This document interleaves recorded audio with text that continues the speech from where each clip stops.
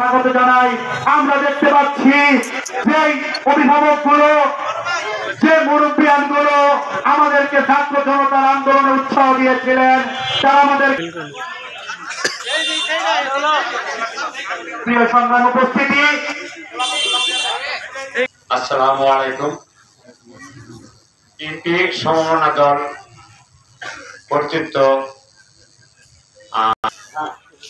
তারপরে আপনার জেলা যুগ্ম সাধারণ সম্পাদক সাবেক ওইকে কাজ করবেন। প্রতি আত্মীয় স্বজন বন্ধু বান্ধব যে যেখানে আছে সবাই। প্রিয় সংগ্রাম উপস্থিতি, এ পর্যায়ে কর্মী সুখে দুঃখে তিনি রাজপথের লড়াকু সৈনিক সাধারণ সিরাজকে তার মূল্যবান বক্তব্য রাখার জন্য বিনীতভাবে অনুরোধ জানাচ্ছি।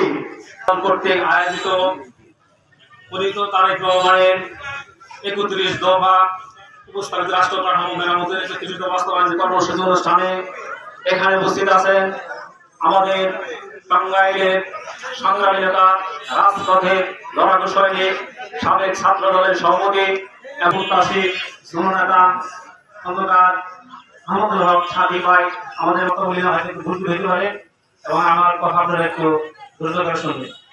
আমি বক্তব্য দীর্ঘায়িত করব না, দুই একটা কথা বলে আমি আমার বক্তব্য শেষ করবো। তবে আপনারা জানেন সাথী ভাই সম্পর্কে অনেকেই জানেন, উনি ৫৩ বছর আমরা দেখেছি এই দেশে যারা এমপি মন্ত্রী হয়েছে, এমপিদের কোনো সম্পদ কমছে না বাড়ছে? আপনারা কি বলেন? আমলিগে কমছে নাকি?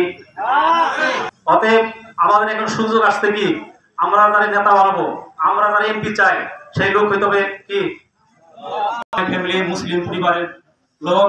ওনার ব্যাকগ্রাউন্ড অনেক সুন্দর, ওনাদের অনেক লোকজন টাঙ্গাইল এবং আমেরিকাতে।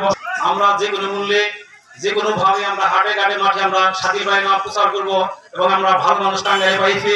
এইখানে বিগত দিনে অনেক মানুষ এখানে এমপি হয়েছে, অনেক নেতা আমরা দেখেছি সবাই নিজের পকেট ভারী করেছে, কিন্তু আমরা এই সাথী ভাইকে দেখেছি উনি নিরলভাবে নিজের পকেট থেকে টাকা দিয়ে মানুষের জন্য কাজ করে।